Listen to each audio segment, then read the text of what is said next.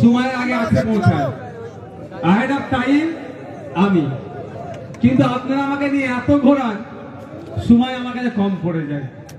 এই নিয়ে আপনি কখন এখান থেকে গিয়েছিলেন আপনারা দেখেছেন? বলে 5 মিনিট লাগবে, কিন্তু 1 ঘন্টা পার করে দিল, ঘুরিয়েছে। প্রথমে এসেছি প্রাণগঞ্জে, সেখানে 1-1.5 ঘন্টা এইভাবে গিয়েছে। দেখুন, আমি বেশি কথা বলবো না, গুটি কয়েক কথা বলবো আজকে। আমি দ্বিতীয়বার আমাদের পার্টি আইএসএফ আমাকে ভাঙড়ে প্রতিদ্বন্দ্বিতা করার সুযোগ দিয়েছে। প্রথমবারে যখন আমি প্রতিদ্বন্দ্বিতা করছিলাম, সেই আপনাদের একটু কম কথা বলতে হবে। প্রথম রাস্তাটা ক্লিয়ার রাখবেন ভাই, আমরা দৃষ্টান্ত তৈরি করব। 50টা লোক নিয়ে রাস্তায় আমরা বসে হই হই করবো না, ঠিক আছে? পার্টির কাজও চলবে, রাস্তাও ক্লিয়ার থাকবে। রাস্তা ভালো রাখার জন্যই ড্রাইভাররা ভাবে স্বাধীনভাবে গাড়ি চালানোর জন্যই তো আমরা রাজনীতিতে এসেছি ভাই। ড্রাইভারদের বা পথ চলতি মানুষের অযথা কষ্ট আমরা দেবো না। দ্বিতীয়বারের জন্য আমাকে পার্টি এখানে নমিনেট করেছে। প্রথমবার আমি যখন এসেছিলাম ভাঙড়ে, ভয়ঙ্কর পরিস্থিতির সম্মুখীন ছিল রাজ্যের মানুষ। এনআরসি সিএএ করে দেশ থেকে তাড়িয়ে দেবে আর মমতা ব্যানার্জি নাকি আটকে দেবে, এই গল্পতে ভোট হচ্ছিল। কিন্তু ভাঙড়ের মানুষ ওই গল্প ধপের চপ খায়নি। ভাঙড়ের মানুষ বিজেপি তৃণমূলের বাইনারির বাইরে গিয়ে আমাকে বিধানসভার মধ্যে পাঠিয়েছিল। আজকে সারা রাজ্যের মানুষ ভাঙড় ভাঙড় করছে কেন? আপনাদের অবদানেরই জন্য।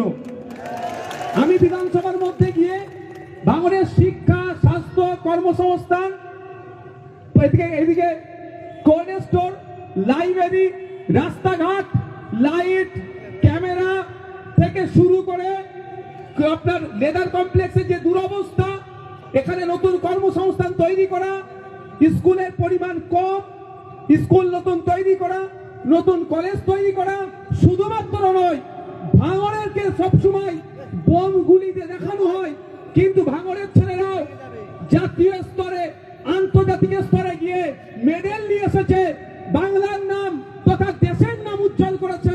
ভাঙড়ে অনেক মেধা আছে, এই মেধাগুলো শর্ট লেগে গিয়ে প্র্যাকটিস করতে পারে না, অর্থের অভাবে ওখানে গিয়ে থাকতে পারে না, বাস ভাড়া করে গিয়ে প্র্যাকটিস করবে। প্র্যাকটিসের সব থেকে ভালো জায়গা নয়। সেই জন্য আমি বিধানসভার মধ্যে তখনকার বছর অপদার্থ খেলমন্ত্রী ছিলেন অরূপ বিশ্বাস মহাশয়কে বলেছিলাম, ভাঙড়ে একটা উন্নত মানের স্পোর্টস কমপ্লেক্সও দিতে হবে। তো আজকে যারা দেখছেন এখানে এই পোস্টার লাইট, রাস্তাঘাট, ভাঙড়ে একটা যদি ইট গাঁথা উন্নয়নের জন্য, এটা মনে রাখবেন ভাঙড়ের মানুষের জন্যই উন্নয়নটা হচ্ছে। আর ভাঙড়ের মানুষ খানচিহ্নকে 2021 সালে ভোট দিয়ে বিধানসভায় পাঠিয়েছিল বলে 2011 থেকে 2021 এই 10 বছরে যতটা না কাজ হয়েছে, সনাতনের বিপক্ষে গিয়ে এই 5 বছরে তার থেকে বেশি কাজ আদায় করে নিয়েছে। এটা আপনাদের জন্য হয়েছে। আর একটা কথা, রাজ্যের মানুষের জন্য হয়েছে। আজকে রাজ্যের মানুষের চোখ খুলেছে। আজকে এসআইআর নিয়ে যে বম্বি করেছিলেন মাননীয়া, আমি আজ থেকে 2 মাস আগে বলেছিলাম ভোট ধরা কলের নাম এবারে কিন্তু এসআইআর। 2021 সালে ভোট ধরা কলটা ছিল এনআরসি সিএএ, এবার ভোট ধরা কলটার নাম করেছে বিজেপি তৃণমূল তথা বিজেপি বলে এসআইআর। বলেছিলেন মাননীয়া যে আমার লাশের প্রতি এসআইআর হবে, আজকে মাননীয়া কোথায়? দেখুন ভোট প্রচারে ব্যস্ত, কিন্তু নওশাদ সিদ্দিকীর মামলা নাম্বার দেখুন 68,638, 68,938/2025 সুপ্রিম কোর্টে গতকালকে আমার মামলার জন্যই এখনো পর্যন্ত বলতে পারছি যে বৈধ ভোটারদেরকে বাদ দেওয়ার সাহসটা নাই। এই নওশাদ সিদ্দিকীর করা মামলা। আর মামলা লড়তে গিয়েছেন কে? যাদবপুরে কন্টেস্ট করছেন বামেদের সিপিআইএম এর প্রার্থী শ্রদ্ধেয় সম্মানীয় বিকাশ রঞ্জন ভট্টাচার্য স্যার।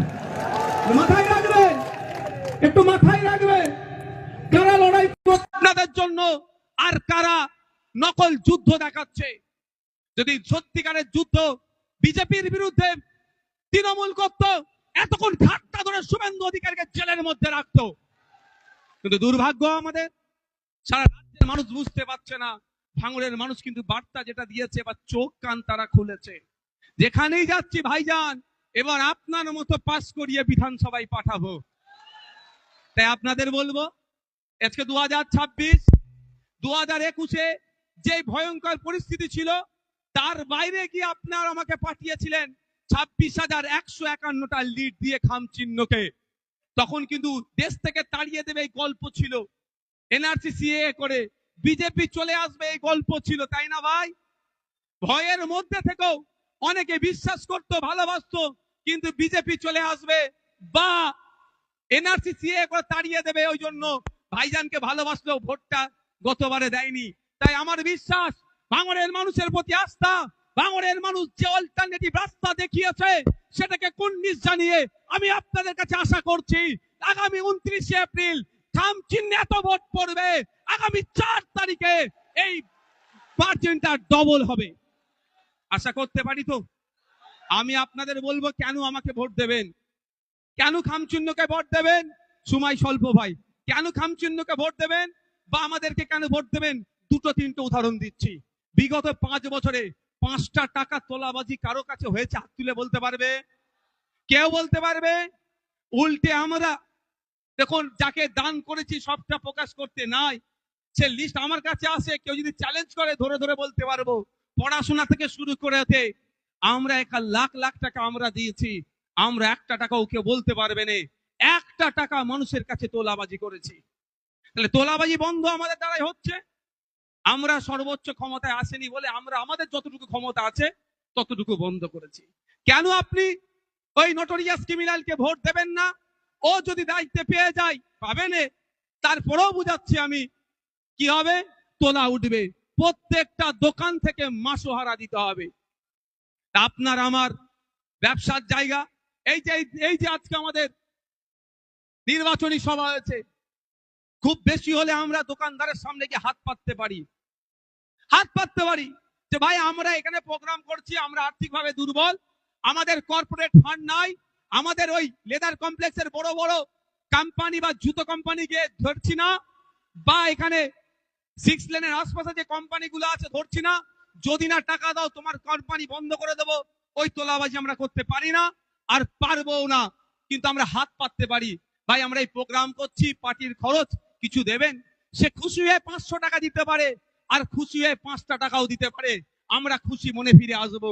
এই সমাজ ব্যবস্থা আনতে চাইছি, কিন্তু আমাদের পরিবর্তে তৃণমূল কংগ্রেস দেখবেন বিল কেটে দোকানে পাঠিয়ে দিল, যদি না দেয় টাকা তাহলে কি হবে? দোকানে ঝাঁপ বন্ধ করে দেবে। এই অরাজকতা সারা পশ্চিম বাংলা থেকে আমরা বন্ধ করতে চাইছি। তাই দিকে দিকে আইএসএফ প্রার্থী দিয়েছে, আইএসএফ এর সাথে বামেদের আলোচনা চলছে, গুটি কয়েক সিটে এখনো আমাদের মতনৈক্য হচ্ছে, এক জায়গায় মত হতে পারছি না, বাকি ম্যাক্সিমাম সিটে কিন্তু আমরা ঐক্যবদ্ধ হয়েছি, ঐক্যতে এসেছি। তাই আপনাদের বলবো, সেই সুষ্ঠু সমাজ ব্যবস্থা আমরা চাইছি। কেন আপনারা আমাকে ভোট দেবেন বা খামচিহ্নকে? তোলাবাজি বন্ধ করার জন্য। কেন আপনারা আমাকে ভোট দেবেন বা খামচিহ্নকে ভোট দেবেন এখানে? তার একটা অন্যতম কারণ হচ্ছে এই ভাঙড় 2 নম্বর ব্লকের ভোগালী 1 নম্বর অঞ্চলে এয়ারপোর্টের জন্য জায়গা দেখেছিল, আপনারা জানেন তো? মনে আছে না ভুলে গিয়েছেন? এতটুকু মনে রাখবেন, বাপ দাদাদের রেখে যাওয়া, পূর্বপুরুষে রেখে যাওয়া বাস্তুভিটা, মন্দির, শ্মশান, কবরস্থান, ঈদগাহ, এরা কিন্তু কিছুই ছাড়বে না। এখনো এয়ারপোর্টের জন্য দখল নিতে পারে। কিন্তু আমার প্রশ্ন, এয়ারপোর্ট হোক, আমি অসুবিধা নয়, কিন্তু কেন 3 ফসলি জমি, 4 ফসলি জমি, ভাঙড়ের জমি, যেই ভাঙড়ের জমিকে তৎকালীন মুখ্যমন্ত্রী বলেছিলেন, প্রাক্তন মুখ্যমন্ত্রী বলেছিলেন এশিয়ার লার্জেস্ট এগ্রিকালচার জোন বানাবো, সেই জায়গাকে কেন বেছে নিচ্ছে? এটা টার্গেট করা হচ্ছে। তাই আপনাদের বলবো, বাঁকুড়াতে জায়গা আছে, পুরুলিয়াতে জায়গা আছে, মালদাতে, অন্ডলে অলরেডি এয়ারপোর্ট হয়ে পড়ে আছে, দরকার লাগলে ওখান থেকে ফ্লাইট টেক অফ ল্যান্ডিং করাও। ভাঙড়ের মতো জায়গায় আমরা এই ভাঙড়ের মানুষের ইচ্ছার বাইরে অনেক 2 বছর আগে বলেছিলাম 1 কোদাল মাটি এয়ারপোর্টের জন্য তুলতেও দেব না, 1 কোদাল মাটি এয়ারপোর্টের জন্য ফেলতেও দেব না। কিন্তু তারপর থেকে দেখুন ষড়যন্ত্র শুরু হয়েছে। এমনি আর 8টা থানা দেয়নি নওশাদকে জব্দ করার জন্য, এটুকু মাথায় রাখবেন। ভাঙড়ের মানুষকে কিন্তু আগামী দিনে জব্দ করার জন্য এই থানা বার করেছে, এটুকু মাথায় রাখবেন। ভাইজানকে জব্দ করার হলে ভাই কি করবে? তাহলে একাকে জব্দ করার জন্য তো অনেক ওদের পন্থা আছে, কিছু বাদ দিয়েছে, আমাকে পারেনি। এবার আপনাদেরকে জব্দ করবে। কিন্তু যতক্ষণ আপনার এমএলএ আছে, কি বলেছি, আপনাদের ইচ্ছার বাইরে এক কোদাল আমি মাটি ফেলতে দেব না, এয়ারপোর্টের জন্য আর মাটি তুলতেও দেব না। ওরা পাচ্ছে না। আমি বিধানসভায় আপনাদের জন্য এয়ারপোর্ট নিয়ে প্রশ্ন করেছিলাম, ভয়ে মন্ত্রী প্রশ্নের উত্তর পর্যন্ত দেয়নি। কারণটা কি? এ রেকর্ড হচ্ছে। আমি যদি ভুল বলি আমার বিরুদ্ধে আইনত মামলা হবে। আবার এখন নির্বাচন কমিশনের আন্ডারে চলে গেছি, এখন ছেড়ে কথা বলবে না। এখন নির্বাচন কমিশন না বিজেপির কমিশন বোঝা মুশকিল। আর বিজেপির কমিশন মানেই তো তৃণমূলের বগল দাবিয়ে লেগে ঘোরা উচিত। একই জিনিস ভাই, যে দাদা দেখো তো আমার নেতার বিরুদ্ধে এরকম বলছে, তুমি একটু সাইজ করে দাও ওকে। কেরলে কেরলে নির্বাচন কমিশনের একটা লেটার হেডে স্টাম্প কার পড়েছে জানেন? বিজেপির স্টাম্প মেরেছে। মানে বুঝতে পারছেন? আর বোঝা মুশকিল, নির্বাচন কমিশনের অফিসে বিজেপির স্টাম্প না বিজেপির অফিসে নির্বাচন কমিশনের প্যাড। বোঝা মুশকিল, গুলিয়ে ফেলছে। আপনাদের বলার বক্তব্য এটাই, নিজের বাসস্থানের কথা ভেবে এবার ভোটটা দেবেন। নিজের বাসস্থানের কথা ভেবে দেবেন। আপনি ভাবতে পারেন নাংলার ওই সাইটে হবে, হ্যাঁ হতে পারে নাংলার সাইটটাতে ভোগালী 1 নম্বর অঞ্চলে হবে, কিন্তু যদি ওখানে এয়ারপোর্ট হয় 2 নম্বর অঞ্চলে কিন্তু প্রমোটিং হবে। আর প্রমোটিং কারা করবে বুঝতে পেরেছেন? 10,000-এর জমির কাটা নেবে আপনার মা কানে বন্দুক ঠাকিয়ে 10 লাখে বিক্রি করার জন্য। তার আগে ওই সুযোগ আমরা দেবো? আমরা ওই সুযোগ দেব? দেওয়ার কোনো জায়গা নাই। তাই বন্ধুগণ, আমি এই জন্য বলবো ভোটটা আপনাকে আমাকে দিতে হবে। আর একটা কথা কেন বলবো, আপনারা দেখতে পাচ্ছেন বিধানসভায় 294টা বিধায়কের মধ্যে ভাঙর যে বিধায়ক পাঠিয়েছে 293টাকে হিলিয়ে রেখে দিচ্ছে। এই বিধায়ককে পাঠানোর দরকার আছে নাই, আপনাদের উপরে ছেড়ে দিলাম। আমি লোভ দেখি এই করব সেই করব, এই টাকা দেবো ভোট পিছু, আমার দ্বারাই হবে না। আমার হারামের টাকা নাই, আমি ওখানে খরচও করতে পারবো না ভাই। আমি একদম রাফসাফ কথা বলে দিচ্ছি। ভালো লাগলে যদি মনে হয় আপনাদের প্রতিনিধি হয়ে, দলিতের হয়ে, আদিবাসীর হয়ে, মুসলমানের হয়ে আইনসভার মধ্যে দাঁড়িয়ে চোখে চোখ রেখে অন্যের বিরুদ্ধে কথা বলা দরকার, তাহলে আপনারা আমাকে আবার সুযোগ দেবেন। আর যদি মনে করেন এই দুর্গাপুরে গরু নিয়ে যাচ্ছিল, পিটিয়ে মেরে দিচ্ছিল, ওর পাশে দাঁড়াবার কেউ ছিল না, ভাঙড়ের বিধায়ক দাঁড়িয়েছিল, আগামী দিন ওই কাণ্ড না ঘটে, তাহলে ভাঙড়ের বিধায়ককে নওশাদকে জিতাবেন। যখন ঈদের দিন, ঈদের সময়ে যখন পরীক্ষা ফেলে, ওই পরীক্ষা বন্ধ করার জন্য শাসক দলের একাধিক বিধায়ক থাকার পরেও নওশাদ সিদ্দিকীর প্রয়োজন হয়, তাহলে নওশাদ সিদ্দিকীকে আপনারা জিতাবেন। যদি মনে হয় রমজান মাসে ফলের দাম বেড়ে যাচ্ছে, এই দাম কমানোর জন্য অন্তত একজন কথা বলুক, বলেছে যে সেই নওশাদ সিদ্দিকীকে আপনারা জিতাবেন। যদি মনে হয় দলিত ভাইদের জন্য, আদিবাসী ভাইদের জন্য পশ্চিম বাংলার বিধানসভায় এবং বিধানসভার বাইরে সব থেকে বেশি যে আওয়াজ তুলেছে তার নাম ভাঙড়ের বিধায়ক নওশাদ সিদ্দিকী, তাকে আবার আইনসভায় পাঠানো দরকার, তাহলেই ভোট দেবেন। আজকে দলিত আদিবাসীদেরকে খুব ভালোবাসছে। 100 জন সরকারি চাকরি করলে 22 জন দলিত হওয়া দরকার, এসসি। দুর্ভাগ্য, এই অন্য সময় আমরা শুনেছি দুধে পানি মেশাই, এই সরকারের আমলে পানিতে দুধ মিশাচ্ছে। মানে 100 জনের মধ্যে 22 জন দলিত, কিন্তু 22 জনের মধ্যে খুঁজলে দেখা যাবে 12 জনও কিন্তু প্রকৃত দলিত নয়, নন দলিত। দলিত সে যে সার্টিফিকেট নিয়ে দলিত ভাইদের চাকরিগুলোকে চুরি করে নিচ্ছে। এই চুরির বিরুদ্ধে অন্য কেউ কথা বলেনি, মুখ খোলার সাহস দেখায়নি। 294 এর মধ্যে একমাত্র ভাঙড়ের বিধায়কই আওয়াজ তুলেছে এবং নড়ে চড়ে বসেছে। 100 জন সরকারি চাকরি পেলে 6 জন 6% আদিবাসী ভাইদের চাকরি পাওয়া দরকার। খাতাই কলমে 6% সংরক্ষণ থাকলেও প্রকৃত অর্থে দেখছি যে আদিবাসী ভাইদের কোটাতে নন আদিবাসীরা চাকরি করছে। তাহলে এই লাস্ট বলতে এমবিবিএস 46 জন এমন ওরা আদিবাসী সমাজ আইডেন্টিফাই করেছে যারা ফেক সার্টিফিকেট নিয়ে 46 জন ডাক্তারি কোটাতে ডক্টর হচ্ছে। তার মানে আদিবাসী সমাজ থেকে 46টা ডক্টর কিন্তু 1 বছরে কমে গেল। এর প্রতিবাদ কেউ করেনি, এতটুকু মাথায় রাখবেন। এর প্রতিবাদ শুধুমাত্র করেছে ভাঙড়ের বিধায়ক। তাই আপনাদের বলবো, যদি মনে করেন এই প্রতিবাদে যারা কন্টিনিউ রাখা দরকার এবং আগামী দিনে ভাঙড়কে ফলো করে রাজ্যের মানুষ যদি আমাদেরকে সুযোগ দেয়, আমরা যেখানে বামপন্থী এবং আইএসএফ মিলে লড়াই করছি, আমাদের হাতকে যদি শক্ত করে, তাহলে এটুকু মাথায় রাখবেন, চাকরির ক্ষেত্রে আমরা স্বচ্ছতা আনবো। আপনার ছেলে 330 টাকা ফর্ম ফিল আপ করে, 550 টাকা ফর্ম ফিল আপ করে চাকরিতে বসবে, অন্য কোনো একটা টাকা খরচ লাগবে না। ইভেন শুধু তাই নয়, পরীক্ষা দিল, ওএমআর শিট একটা কপি তো আপনার ছেলে আপনার বাড়িতে নিয়ে আসবে, এবং সারা পৃথিবীর যে কোনো প্রান্ত থেকে যদি চাই যে আমার পরিবর্তে এখানে কারিমুলে পরীক্ষা দিয়েছে, ওইগুলো পরীক্ষা দিয়েছে, রতনদার ছেলেও পরীক্ষা দিয়েছে, সাবিত্রী মা আমার পরীক্ষা দিয়েছে, যেই পরীক্ষা দিক না কেন, পৃথিবীর যে কোনো প্রান্ত থেকে যদি চাই কে পরীক্ষায় কত নাম্বার পেয়েছে, তার ওই গোল গোল করে না, ওএমআর শিটে শুধু গোল করে দিতে হয়। বুঝতে পেরেছেন? ওই গোল গোল করে সঠিক উত্তর কে দিয়েছে আর কে ভুল দিয়েছে যদি দেখতে চাই, পৃথিবীর যে কোনো প্রান্ত থেকে দেখতে পাবে, কারণ আমরা সেটা ইন্টারনেটে আপলোড করে দেবো, অর্থাৎ চুরির জায়গা বন্ধ করে দেব।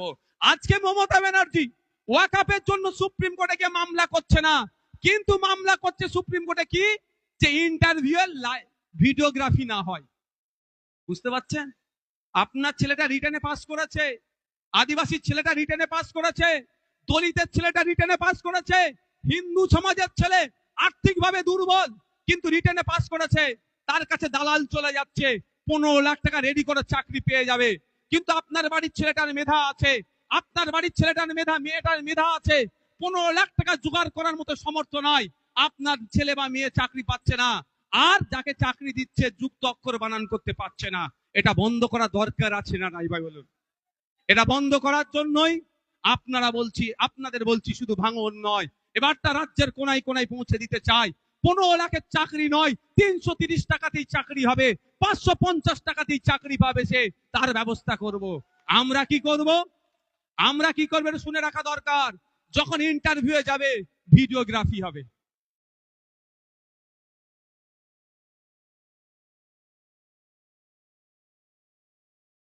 আমরা কি করব? ভিডিওগ্রাফি করব। যে আপনি ইন্টারভিউ গিয়েছেন, আপনারটাও রেকর্ড থেকেছে, ওই দুল ইন্টারভিউ গিয়েছে, ওই দুলেরটাও থেকেছে, বিশ্বজিৎ বাবু ইন্টারভিউ গিয়েছে, তারটাও রেকর্ড থাকবে, লক্ষ্মীকান্ত হাসদা ইন্টারভিউ গিয়েছে, তারটাও রেকর্ড থাকবে। এবার চাকরি পাওয়ার ক্ষেত্রে দেখলেও আমি টাকা মেরে চাকরি নিয়ে নিলাম, লক্ষ্মীদার সাথে অন্যায় হচ্ছে, লক্ষ্মীকান্ত হাসদা যদি চ্যালেঞ্জ করে কার ইন্টারভিউ কে উত্তর দিয়েছে কোর্টের মাধ্যমে দেখানো হোক, তাহলে কি হবে? যার মেধা সে চাকরি পাবে। এই সমাজ ব্যবস্থা আমরা ফিরিয়ে আনতে চাইছি। আর অন্ধকার জগতের প্রাণীরা আলোকে কেন ঘৃণা করে বলুন তো? এটা হলে আর চুরি করতে পারবে ভাই? আর চুরি হবে না। তাই আপনাদের বলবো, এই কারণে ভোটটা আপনাদের কাছ থেকে চাইছি।